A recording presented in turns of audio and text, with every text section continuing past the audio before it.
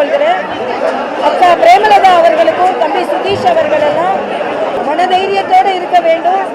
அவர்களுக்கு தொண்டர்கள் ஆதரவாக இருப்பாங்க என்று நான் கேட்டுக்கொள்கிறேன். ஒட்டுமொத்தமாக ஒரு நல்லவரை நாம் இழந்திருக்கிறோம். ஒரு வெள்ளந்தியான ஒரு மனிதரை இழந்திருக்கிறோம். அவருக்கு ஆறுதல் சொல்ல முடியாமல் கூட்டம் கூட்டி இருக்கிறது. நான் பலமுறை அவர் அரசியல் ரீதியாகவும் சந்தித்திருக்கிறேன்.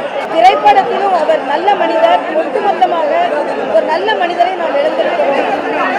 ஆழ்ந்த இரங்கலை நாம் தெரிவிக்கிறோம். எனக்கு இது ஒரு தனிப்பட்ட இழப்பு. ஒரு தனிப்பட்ட சகோதரரை இழந்த மாதிரி நான் விளங்குறேன். நான் கவர்னர் ஆன உடனே எங்க குடும்பத்தில் ஒருத்தங்க கவர்னர் ஆயிட்டாங்க அப்படின்னு சொன்னார். அந்த வார்த்தைகள் எல்லாம் என்னால் மறக்க முடியாத ஒன்று.